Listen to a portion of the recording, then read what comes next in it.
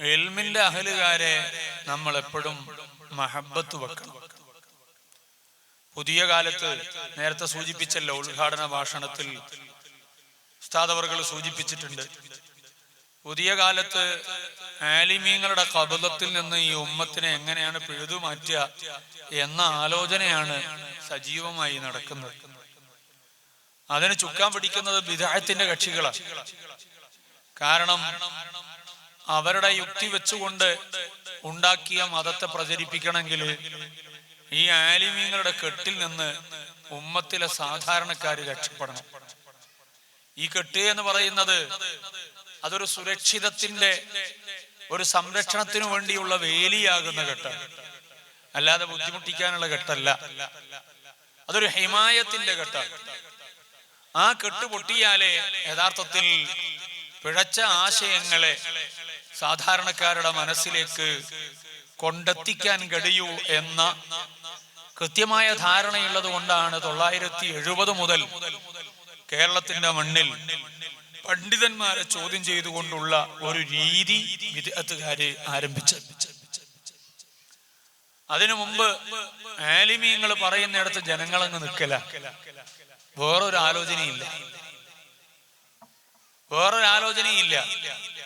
അത് അന്ധമായ അനുകരണമാണ് എന്നാണ് വിദ്അത്തിന്റെ കക്ഷികൾ പ്രയോഗിക്കുക. അങ്ങനെ ബുദ്ധിയുള്ള മനുഷ്യന്മാർ അന്ധമായി അനുകരിക്കേണ്ടവരാണോ എന്ന ചോദ്യമൊക്കെ ഉയർത്തി ആളുകളെ മനസ്സിൽ തശ്വീഷ് ഉണ്ടാക്കുന്നതിന് വേണ്ടിയുള്ള ശ്രമങ്ങൾ എക്കാലത്തും വിദ്അത്തിന്റെ കക്ഷികൾ നടത്തിയിട്ടുണ്ട്.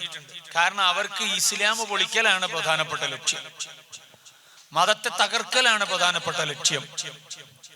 ഈ ഉമ്മത്തിന്റെ എല്ലാ ആരാധനകളെയും ഇല്ലായ്മ ചെയ്യലാണ് അവരുടെ താല്പര്യം. അതുകൊണ്ട് തന്നെ ഉമ്മത്ത് ശരിയായ ദിശയിൽ പണ്ഡിതന്മാരുടെ വഴിയിലൂടെ അവരുടെ വാക്ക് സ്വീകരിച്ചുകൊണ്ട് നടക്കുമ്പോ അതിൽ നിന്ന് തെറ്റിച്ചിട്ട് ഈ ഉമ്മത്തിന്റെ ഇടയിൽ വിള്ളൽ ഉണ്ടാക്കാനുള്ള പണി.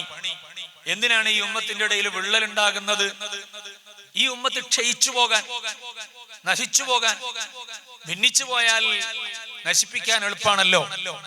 അപ്പൊ അതുകൊണ്ട് ഈ ഉമ്മത്തിനെ നശിപ്പിക്കുക എന്ന ലക്ഷ്യത്തോടെ ഈ ഉമ്മത്തിനിടയിലേക്ക് കടന്നു വന്നിട്ട് ഭിന്നതയുണ്ടാക്കി ഇതിനെ വ്യത്യസ്ത കഷ്ണങ്ങളാക്കി മാറ്റുക എന്ന ഇസ്ലാമിക വിരുദ്ധ ചേരിയിലുള്ള ആളുകൾക്ക് വേണ്ടിയുള്ള കൃത്യമായ പണികൾ, അതാണ് എക്കാലത്തും വിദ്അത്തിന്റെ കക്ഷികൾ ചെയ്യാറുള്ളത്.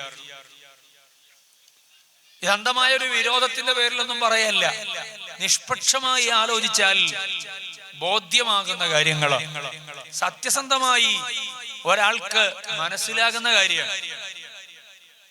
അത് മനസ്സിലാകണമെങ്കിൽ 920 മുമ്പുള്ള നമ്മുടെ നാടിന്റെ അവസ്ഥയെക്കുറിച്ച് ആലോചിച്ചാൽ മനസ്സിലാവും. 920 മുമ്പ് ആലിമീങ്ങൾ എന്താണോ പറയുന്നത് ആ പറയുന്നതിനനുസരിച്ച് ജനങ്ങള് അങ്ങ് ജീവിക്കലാണ്.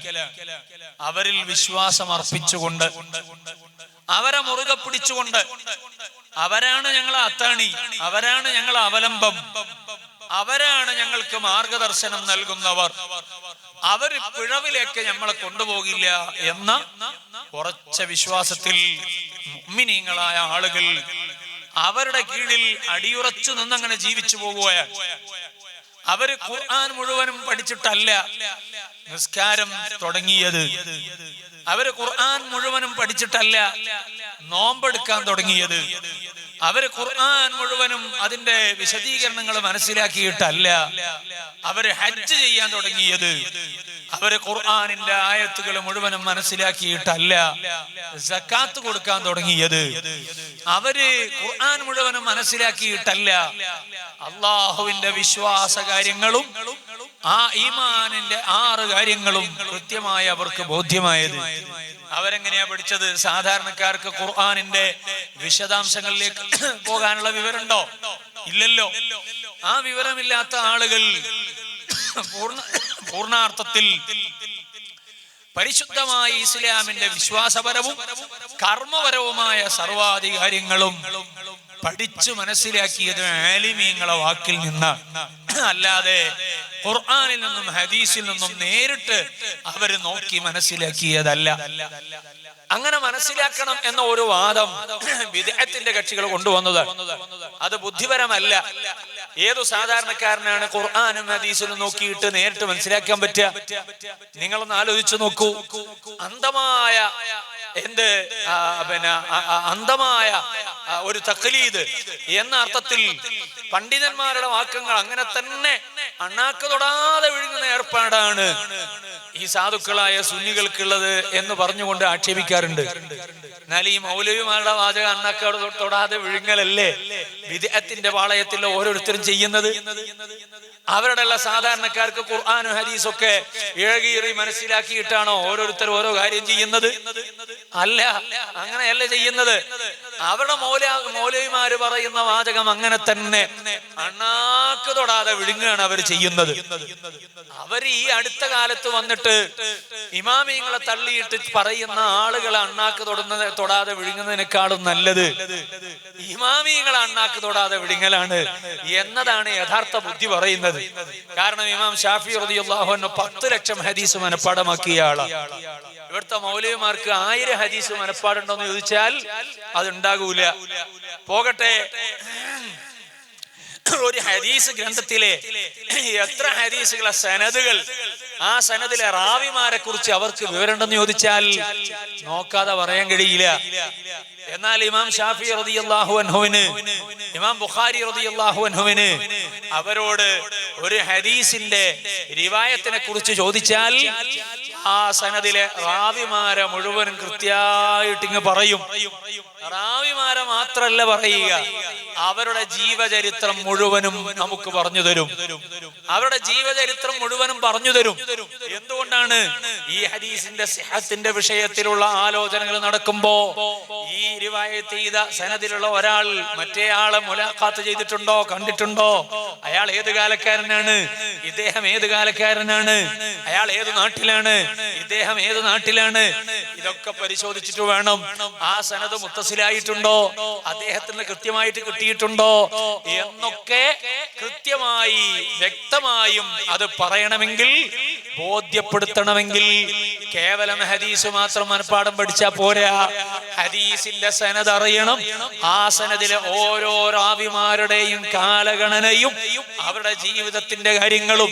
ഇനി മാത്രമല്ലല്ലോ, അവര് ഫിഖാത്തുള്ളവരാണോ, ഹദീസിന്റെ റിവായത്തിന് പറ്റിയവരാണോ, അവര് മുത്തഹിമുമ്പിൽ കദിബാണോ, കളവിന് സാധ്യതയുള്ള വാചകങ്ങൾ പറയാൻ സാധ്യതയുള്ളവരാണോ? ഇതൊക്കെ കൃത്യമായാലേ ഹദീസിന്റെ ഒരു പ്രാമാണികത തന്നെ യഥാർത്ഥത്തിൽ പറയാൻ അവർക്ക് കഴിയൂ. അങ്ങനെയാകുമ്പോ അവരുടെ ജീവിതം തന്നെ യഥാർത്ഥത്തിൽ അവർ മനസ്സിലാക്കണം. അവരുടെ ജീവിതം എങ്ങനെയായിരുന്നു എന്ന് അവർക്ക് കൃത്യമായി മനസ്സിലാകണം. അങ്ങനെ മനസ്സിലായാലല്ലേ ഇയാള് ഫിഖത്താണോ അല്ലേ എന്ന് ആ ഇമാമിങ്ങൾക്ക് വിശ്വസിക്കാൻ പറ്റൂ. അവർക്ക് സ്വയം ബോധ്യം വേണ്ടേ? ഇസ്ലാമിന്റെ കാര്യങ്ങളല്ലേ പറയുന്നത്. ആ ഇസ്ലാമിന്റെ കാര്യങ്ങൾ പറയുമ്പോൾ ആ റാവിമാർ അവർ ഫിഖത്തുള്ളവരാണ് എന്ന് അവർക്ക് ബോധ്യമാകണമെങ്കിൽ അവരുടെ ജീവിതത്തെ കുറിച്ച് പോലും കൃത്യമായ അറിവ് യഥാർത്ഥത്തിൽ ആ ഇമാമിങ്ങൾക്ക് വേണം, മുഹദ്ദിസുകൾക്ക് വേണം. അങ്ങനെ ഉള്ളവരാണ് യഥാർത്ഥത്തിൽ മുഹദ്ദിസുകൾ. അങ്ങനെ ആ മഹാന്മാരുടെ ജീവിതവും ചരിത്രവും അവരുടെ നാൾവടികളും ക്രോണോളജിക്കലായി കാലഗണനയിൽ അവരെവിടെ ജീവിക്കുന്നു, ആരെ കണ്ടുമുട്ടുന്നു, ഇങ്ങനെ തുടങ്ങിയിട്ടുള്ള സർവാധി കാര്യങ്ങളും അറിയുന്നവരാണ് നമ്മള് യഥാർത്ഥത്തിൽ അവലംബിക്കുന്ന ഇമാമുകൾ, നമ്മുടെ പണ്ഡിതന്മാർ എന്ന് പറയുന്നത്. അതേസമയം ഇവര് അന്ധമായി അംഗീകരിക്കുന്ന ആളുകൾക്ക് ഒരു ഹദീസിലെ ഒരൊറ്റ ഹദീസിലെ റാവിമാരെ തന്നെ കൃത്യമായി ഒറ്റയടിക്ക് ഗ്രന്ഥങ്ങൾ നോക്കാതെ പറയാൻ കിട്ടുന്നവരാണോ എന്ന് ചോദിച്ചാൽ അത് കഴിയാത്തവരാണ് എന്ന് നമുക്ക് പലതുകൊണ്ടും ബോധ്യമാകുന്നുണ്ട്. അങ്ങനെയുള്ള ആളുകളെ വാക്ക് അണ്ണാക്ക് തൊടാതെ വിഴുങ്ങുന്നതിനേക്കാൾ ഒരു വിശ്വാസിക്ക് അവന്റെ വിശ്വാസവും കർമ്മവും യഥാർത്ഥത്തിൽ സുരക്ഷിതമായി നിൽക്കാൻ അവലംബിക്കാൻ പറ്റുന്ന ആളുകൾ, ആ ആളുകളാണ് അഹ്ലുസുന്നത്തി വൽ ജമാഅത്തിന്റെ ഇമാമുകൾ. ആ ഇമാമുകളിൽ പെട്ടവരാണ്. ഞാൻ പറഞ്ഞല്ലോ 10 ലക്ഷം ഹദീസ് മനപ്പാടമാക്കിയിട്ടുള്ള മഹാനായ ഇമാം ശാഫിഈ റളിയല്ലാഹു അൻഹു, ഇമാം അഹ്മദ് ഇബ്നു ഹംബൽ റളിയല്ലാഹു അൻഹു തുടങ്ങിയിട്ടുള്ള മഹാന്മാരെല്ലാം അവർക്ക് കിട്ടിയ ഹദീസിന്റെ ചെറിയൊരു അംശം ഹദീസ് പോലും യഥാർത്ഥത്തിൽ പുതിയ കാലത്തുള്ള ആളുകൾക്ക് കിട്ടിയിട്ടില്ല. അവര് സ്വന്തമായി മതം പറയണമെങ്കിൽ ആ കിട്ടിയ ഹദീസുകളൊക്കെ പറയാൻ പറ്റുമ്പോഴല്ലേ മതത്തെക്കുറിച്ച് സ്വന്തമായ അഭിപ്രായങ്ങൾ പറയാൻ കഴിയൂ. അത് കിട്ടാത്ത ആളുകൾക്ക് എങ്ങനെയാണ് സ്വന്തമായി അഭിപ്രായങ്ങൾ പറയുക? നമ്മെ സംബന്ധിച്ചിടത്തോളം നമ്മൾ സ്വന്തമായി അഭിപ്രായം പറയുന്നവരല്ല. അതുകൊണ്ട് ആ ഇമാമിങ്ങൾക്ക് കിട്ടിയ എല്ലാ ഹദീസും നമുക്ക് കിട്ടണമെന്നില്ല. ആ ഇമാമിങ്ങൾ കണ്ട എല്ലാ ഹദീസും നമ്മെ സംബന്ധിച്ചിടത്തോളം നമ്മൾ കാണണം എന്നില്ല. ആ ഹദീസുകൾ ഇമാമിങ്ങൾ കണ്ടിട്ടാണ് നമ്മുടെ നിസ്കാരത്തിന്റെ കാര്യങ്ങളും നമ്മുടെ നോമ്പിന്റെ കാര്യങ്ങളും നമ്മുടെ സക്കാത്തിന്റെ കാര്യങ്ങളും നമ്മുടെ ഹജ്ജിന്റെ കാര്യങ്ങളും അതോടൊപ്പം തന്നെ വിശ്വാസത്തിന്റെ ഭാഗമായുള്ള എല്ലാ കാര്യങ്ങളും ഗ്രന്ഥങ്ങളിൽ അവർ രേഖപ്പെടുത്തിയത് ഈ ഹദീസുകളെല്ലാം കണ്ടതിന്റെ അടിസ്ഥാനത്തിലാണ്. അതുകൊണ്ട് ആ ഇമാമിങ്ങൾ പറഞ്ഞാൽ മതി. നമ്മെ സംബന്ധിച്ചിടത്തോളം ഒരു കാര്യം നമുക്ക് സ്വീകാര്യമായി ബോധ്യപ്പെടാൻ. അതേസമയം ഇമാമിങ്ങളെ ഗ്രന്ഥമടക്കം വാറോലകളാണ് എന്ന് പറയുന്ന ബിദ്അത്തിന്റെ കക്ഷികൾക്ക് എവിടുന്നാണ് ഖുർആനിന്റെ ആശയങ്ങൾ കൃത്യമായി ലഭിക്കുക? ഹദീസിന്റെ തലങ്ങളെ എവിടുന്നാണ് കൃത്യമായി ലഭിക്കുക? എവിടുന്നും ലഭിക്കാൻ നിവൃത്തിയില്ല. അങ്ങനെ ലഭിച്ചില്ലെങ്കിലൊന്നും സാരില്ല. ഈ ദീന് പൊളിക്കണല്ലോ.